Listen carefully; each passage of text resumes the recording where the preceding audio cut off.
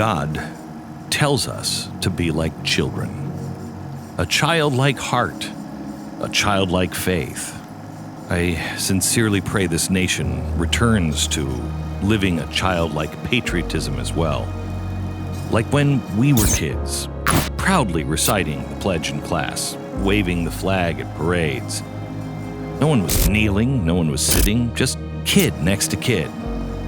Little black boys, little black girls standing with little white boys and little white girls, united under one flag, one nation, one idea.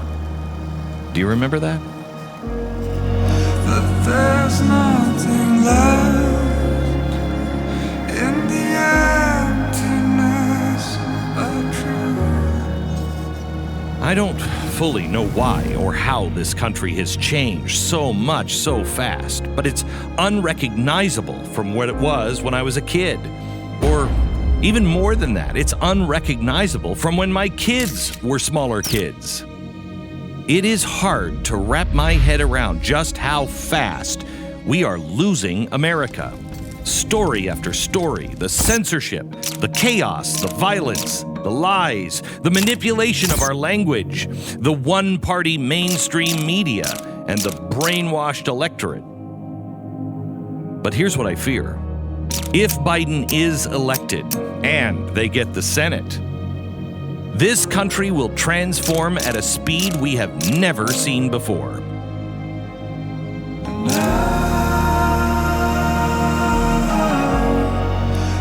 There's nothing left in the emptiness of truth. The far left will grasp this republic with their cold, evil fingers and grip it so tight we may never be able to shake it out of their hands. Tonight, I'm going to show you their plan to change the country forever. Biden's first 100 days.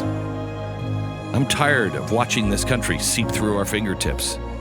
I want my children and my grandchildren to experience that childlike patriotism that we were all so fortunate to live. We must fully understand what is at stake this November. Awaken the dead, 'cause they need to speak. They tell me what's wrong. Tonight, The secrets you keep. President Biden's first 100 days. America's dystopian future. Hello, America. I want to welcome you to the program tonight. It is now just down to a handful of days before the election, and I want to make it absolutely clear what we're facing. We're not, I believe, in a battle with the Democrats or our neighbors or people who think differently than us. I believe we are facing evil. Evil that has distorted the truth on both sides at times. Nobody really even knows what's going on. But the radical left has targeted November 2020 as a movement-defining watershed moment. Every big government advance from Woodrow Wilson to FDR to LBJ will culminate in just a few short days if they win the White House and the Senate. The gloves from the Marxists are coming off. Everything that Obama promised back in 2008. We are 5 days away from fundamentally transforming the United States of America. The fundamental transformation of America is now going to be delivered. I've been saying for a long time now that one day you're going to wake up and you're going to realize that you don't recognize your country anymore. Many people have called me and written to me and said, Glenn, I don't recognize it. I want you to know, after the first 100 days of a Biden-Harris presidency, that is the catalyst for that change, and you are going to wake up 100 days in and feel like somebody just woke you up, and you're in someone else's house. The country will be completely unrecognizable because we're not talking about Democrats. See, this election is not really about Joe Biden or Donald Trump. This is about Donald Trump. I love him or I hate him. And that Trojan horse is allowing real radicals to come in. I can't express to you how important tonight's show is. If you know somebody who is undecided, I would ask that you would let them know about this episode and see if they will watch it.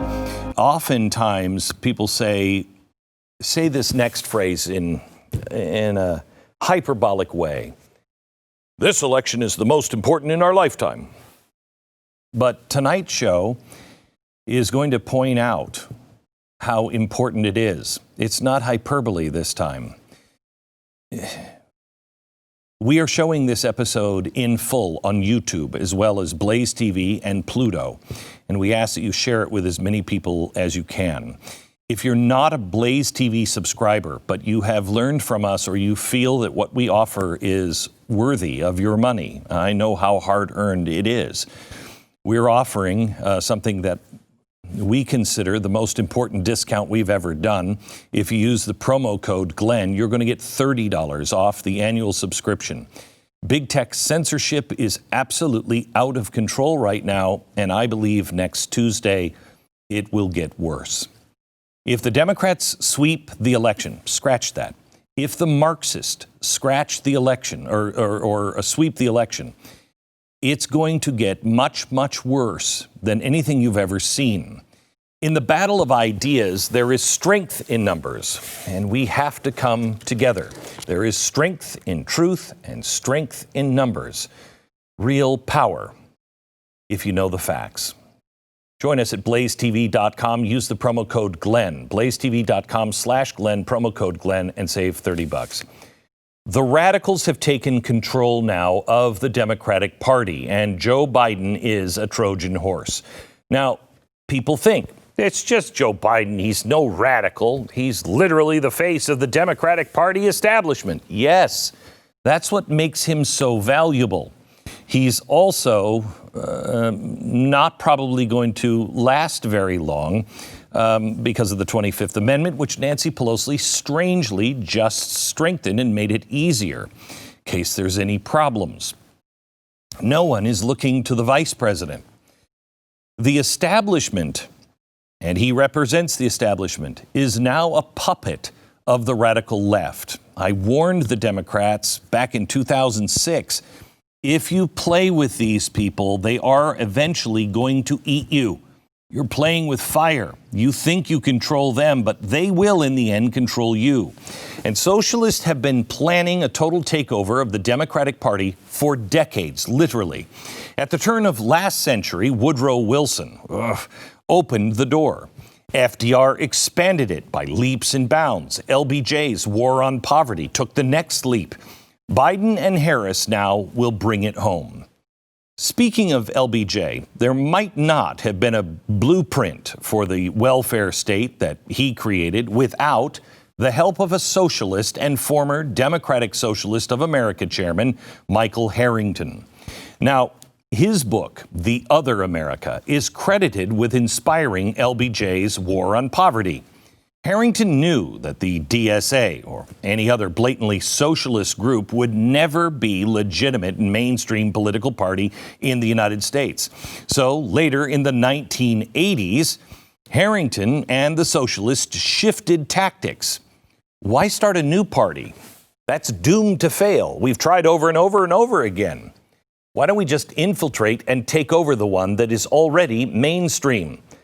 But don't take my word for it. Here is the former DSA chairman in his own words. Watch. You have a Democratic Party which contains some of the worst people in the country. Some of the outstanding racists, sexists, union busters, cold warriors, and God knows what else are in the Democratic Party. At the same time, that same party contains most of the best people.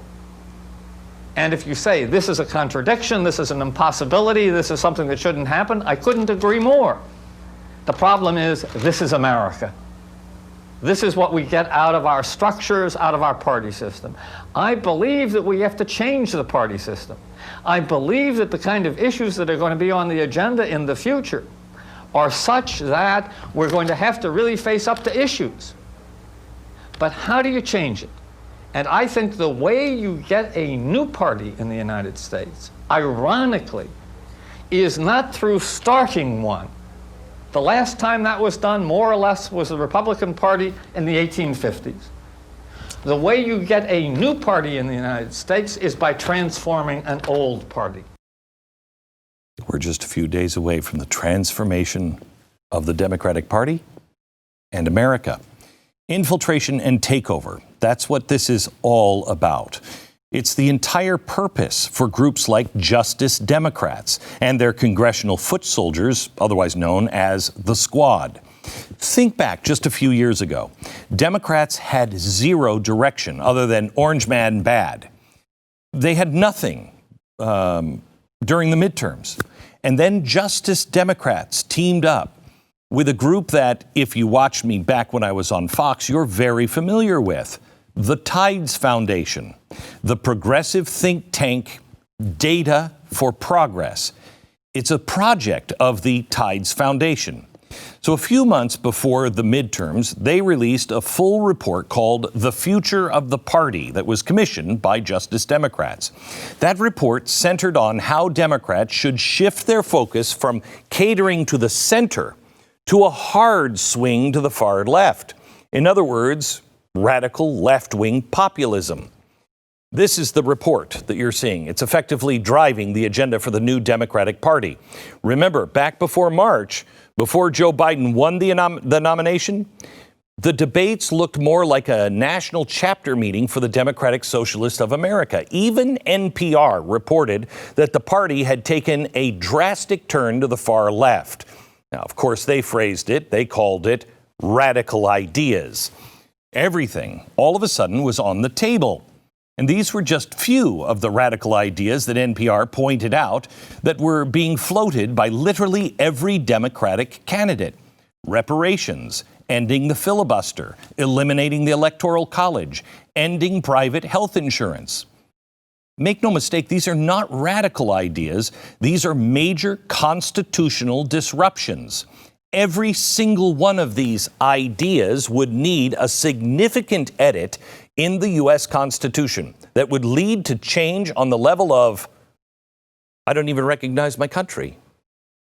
And for the parts of the Constitution and the country that are left unrecognizable, initiatives like the Green New Deal will swoop in and mop up. I don't care how soft a candidate, Biden or Harris, talk about their climate agenda. The things I'm going to show you tonight are all of the things that they have denied or won't answer, and it is their agenda. The Green New Deal. It is the party's platform. It is their key to radical left-wing populism. If there are any doubts as to what the new Green Deal is all about, look at this recent quote from the Data for Progress, again, also known as the Tides Foundation co-founder. Quote, "Green jobs are overwhelmingly popular with voters. This is the future. The question is not if we get a Green New Deal. We will have a Green New Deal. The question is how much beautiful socialist BS we get out of it after we wrestle with the Blue Dogs." Blue Dog Democrats don't exist anymore. They're not in charge. Did you ever wonder why all of the Democratic nominees suddenly dropped out and all of them got behind Biden? At the time, the consensus seemed to be that of the establishment, that the establishment was scared of Bernie Sanders. But even Sanders was unusually cordial with what was going on. That's because something happened in the back rooms within the party. An agreement was made. Don't listen to me. Listen to this from Bernie Sanders. And these folks, needless to say, people who represented the progressive movement had a different perspective on things than did Biden's people. But there was serious discussion and I think a real honest effort to come up with a compromise. And I think the compromise that they came up with, if implemented, will make Biden the most progressive president since FDR. By the way, they're talking about Bernie Sanders as our labor secretary and Elizabeth Warren as the secretary of the Treasury. The most progressive president since FDR. Joe Biden, the mascot of the establishment? How does that even make sense? Unless Biden is not setting the agenda. A lot of attention for this clip centered on Sanders' callback to FDR, but not much was made of the mention of compromise. The fix is in. Anyone that voted for Biden simply because he wasn't Bernie Sanders will get Sanders and the leftist policies regardless. The radical left is now driving the Democratic train. Biden is just their more electable puppet. Now, FDR's name is getting invoked a lot lately, so are the words the New Deal. There's a very specific reason for that. In fact, the term, the first 100 days, was coined by FDR after he launched the New Deal, drastically changing our country.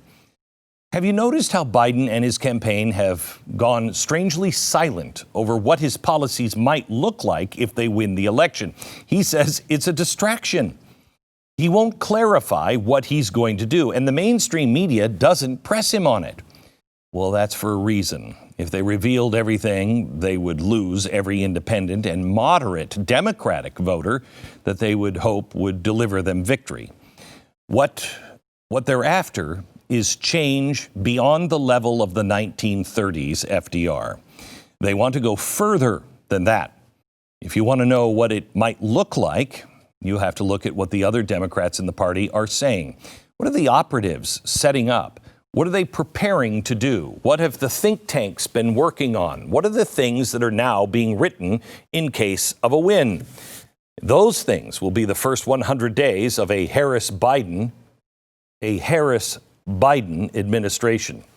If they can keep slipping up and saying it, why can't we? It's frightening. We continue in a minute.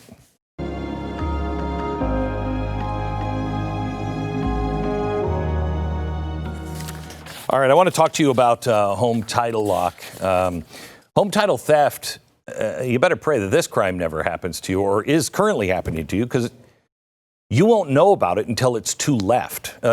There are, our titles are all in, digitally being held, and the government keeps all of them, and the banks watch over it. This is why you get a title check when you sell your house. Well, they don't check until you sell the house or until somebody is foreclosing on you. What the criminal does is forges your signature on a quick claim deed stating that you sold your home to him. You don't even know about it because the titles are just transferred. Then he takes out all kinds of loans and then he leaves and you're supposed to pay the bill. Well, you don't know it because he's given it a different address. By the time the cops show up to the house or the sheriff to say, you got to get out of the house, you're being evicted, it's too late. Home Title Lock protects you. It will protect your home title. Home Title Lock puts a barrier around your home's title, and the instant they detect any kind of tampering, they help shut it down cold. I want you to go to HometitleLock.com, register to see your address, to see if you're already a victim. Then use the promo code RADIO for 30 free days of protection. That's code RADIO at HometitleLock.com. Democrats are expecting to run the table next Tuesday. And if they get it, you can say goodbye to the freedoms that are protected under the Constitution. I know that sounds like hyperbole, but let me show you. And we are doing this show because I don't know how much longer we will be allowed to speak. And I know that sounds crazy, but I fear it won't be long.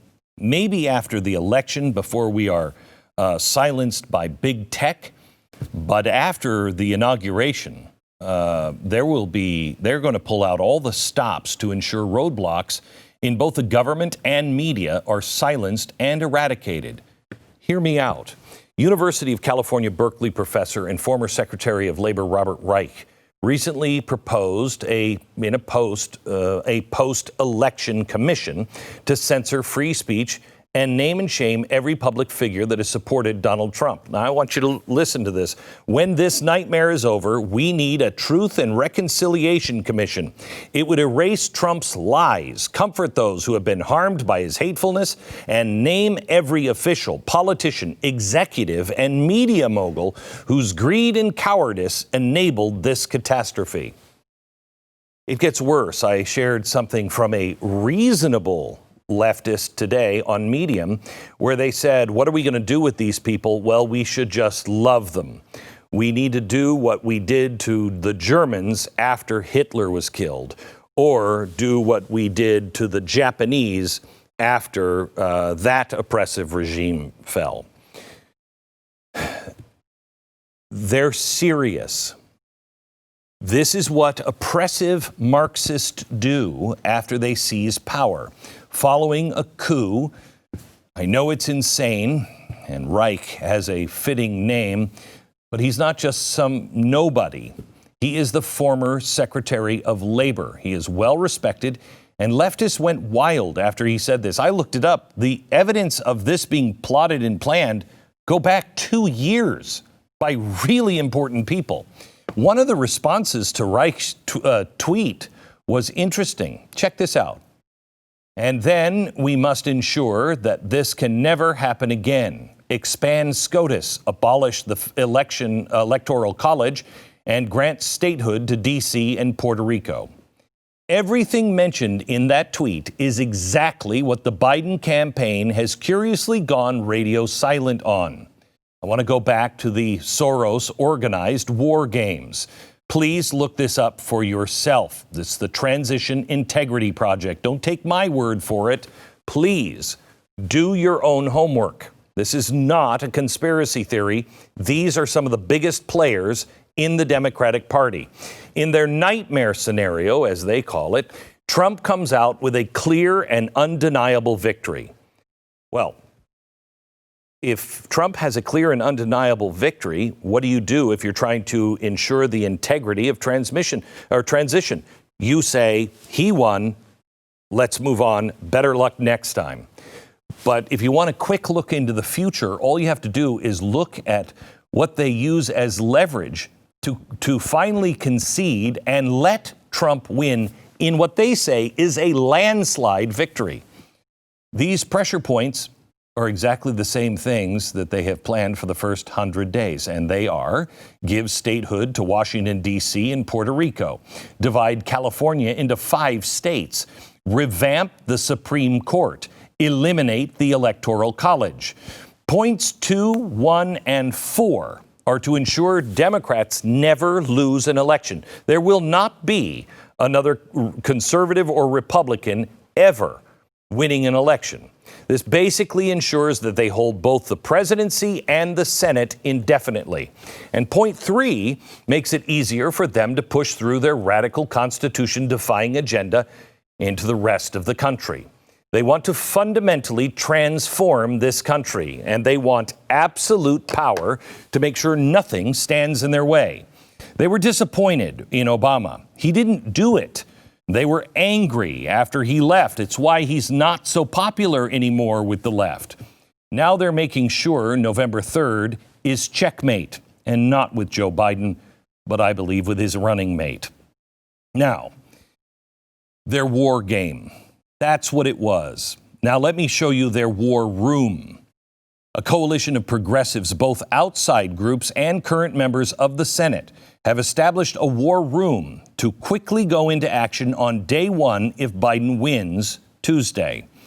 They're scared to death of a repeat of the first 4 years under Obama, and they are trying to make sure that never happens again.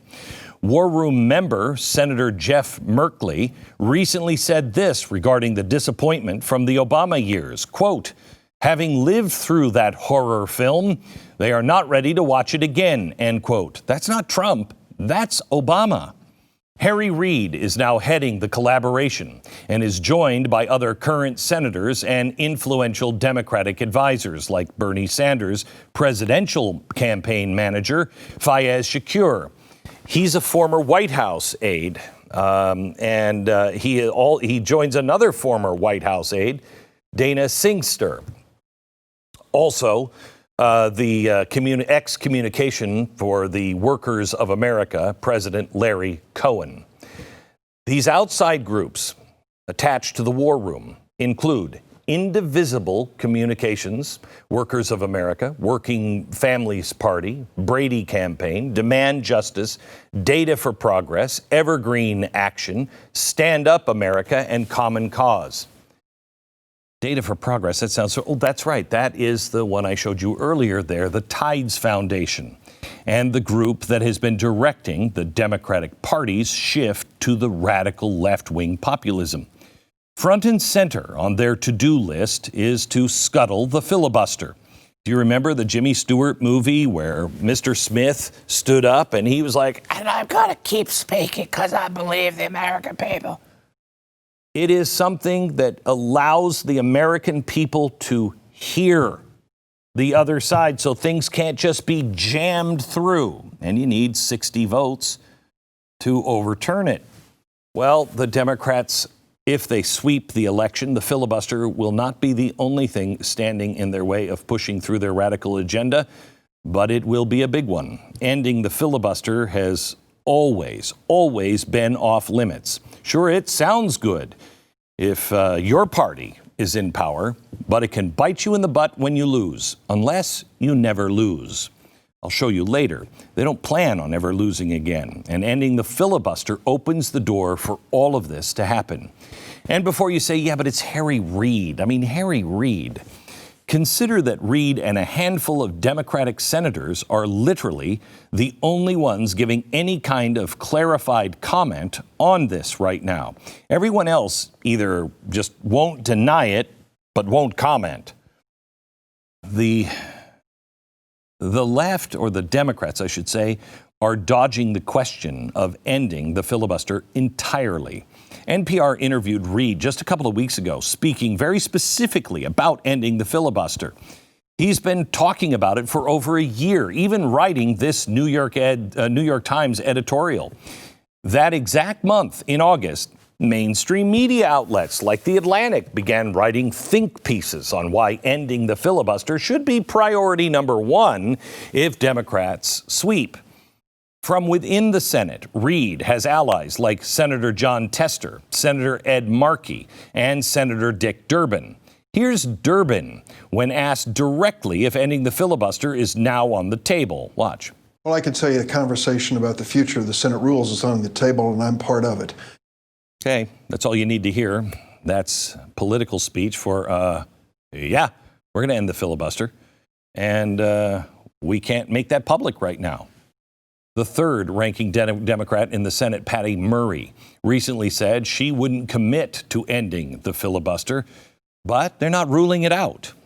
Come on. It's in their faces. They couldn't be more overt. This has obviously become the consensus now among the rank-and-file Democrats who want power. I don't think our neighbors. Remember, there was a compromise. The radicals are steering this ship. There are people you need to be listening to if you want a glimpse into the first 100 days. Biden won't say because he's not in control. Remember this debacle from the debate. Are you willing to tell the American people tonight whether or not you will support either ending the filibuster or packing the court? Whatever position I take on that, that'll become the issue. The issue is the American people should speak. I doubt he ever answers this question until sometime after the election. Biden is not going to be giving the information until after there is power. Now, that comes next Tuesday, November 3rd. If Joe Biden wins, but ending the filibuster is merely just the first step, it gets much worse than that. We'll show you next.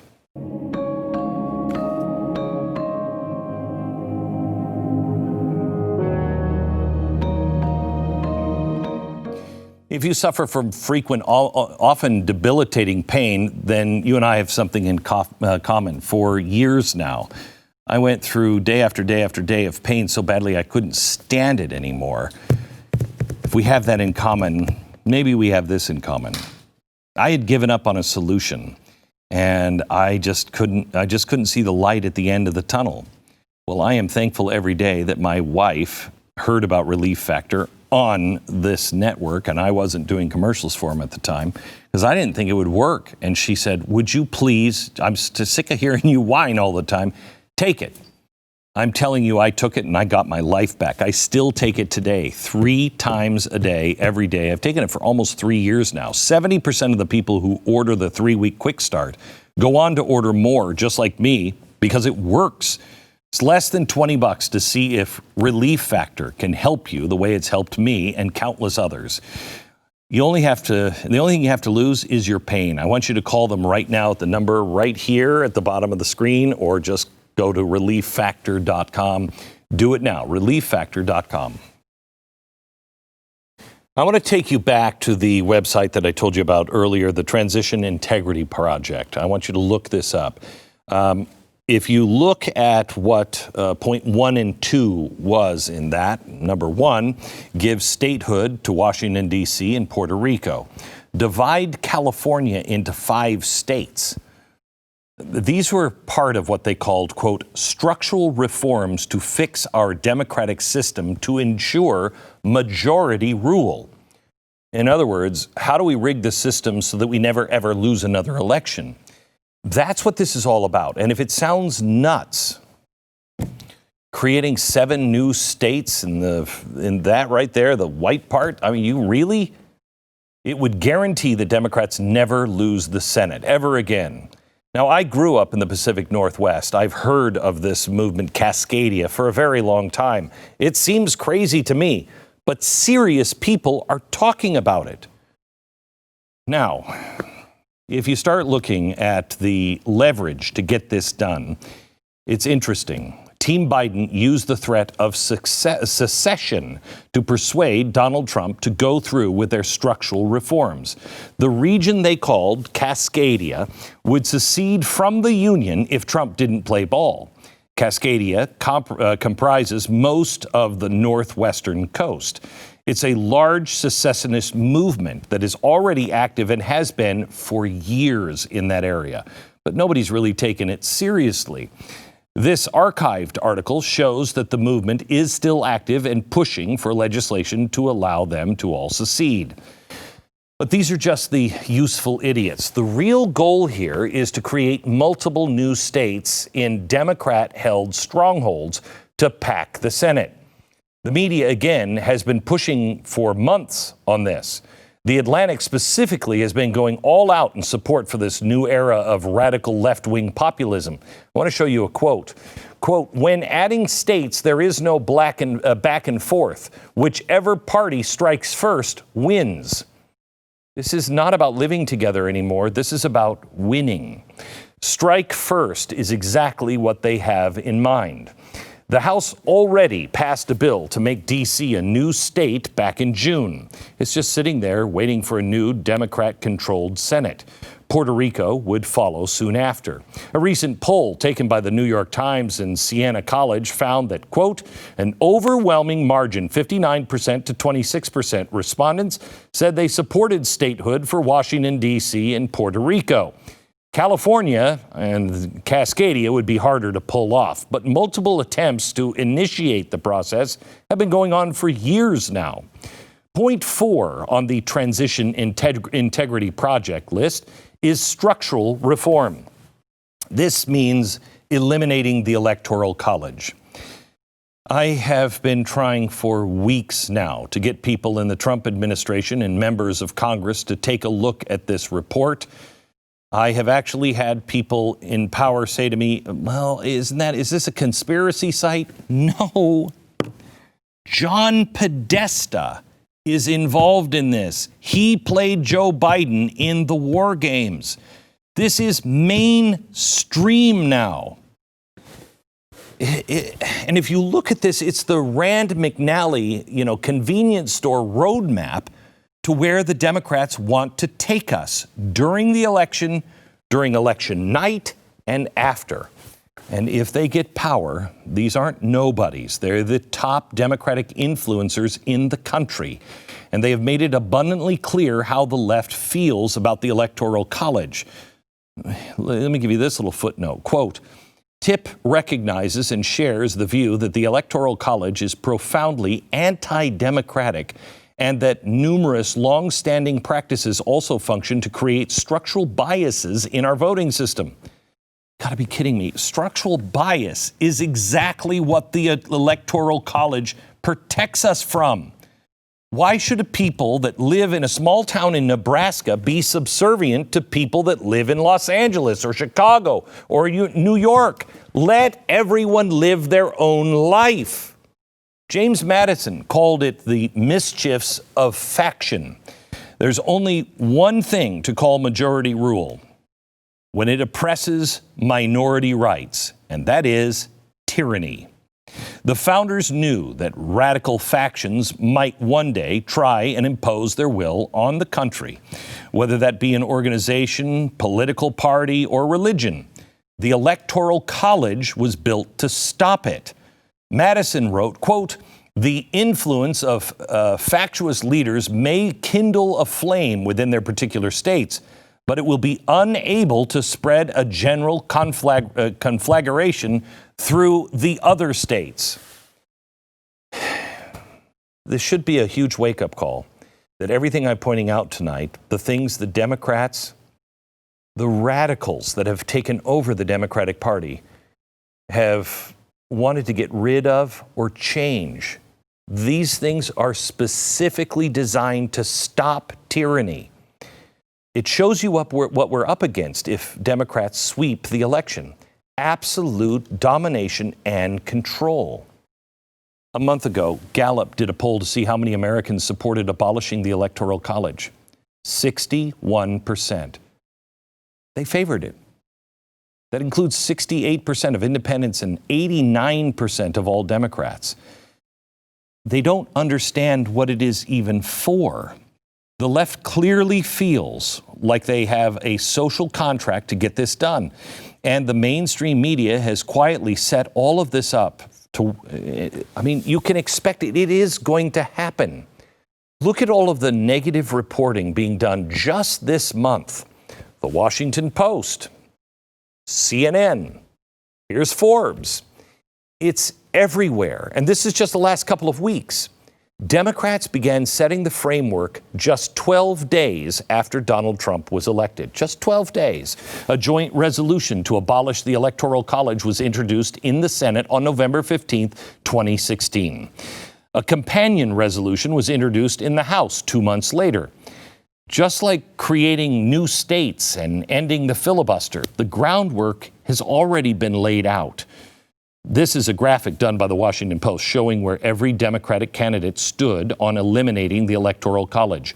Nearly every single one was for either reforming it or outright abolishing it. It is what has kept people free. Biden was one of the few that said he didn't support it. But remember, this is before the little compromise with the far left. If Democrats take the Senate, do we really think that Joe would go against his own party on this? There isn't any way. Biden is not in control, but the worst yet is to come. Back in a minute.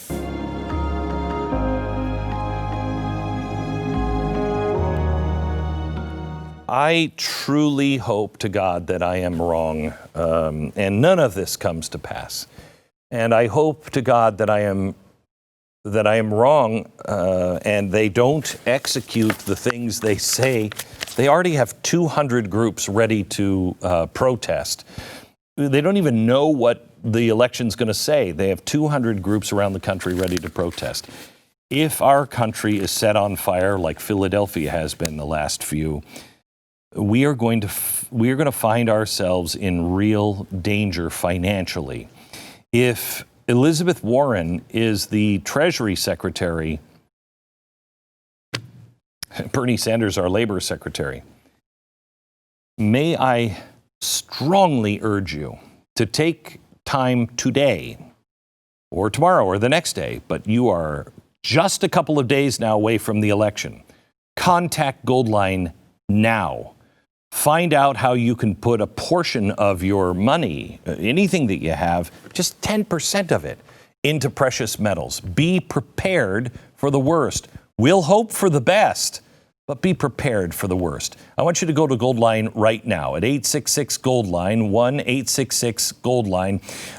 They have 1 week left on their special gold offering, and they just introduced a new silver special that will be available for an extremely limited time. Call to find out how to take advantage of these limited time offers. Do it now. They're standing by to talk to you at 866-GOLDLINE, 866-GOLDLINE or goldline.com.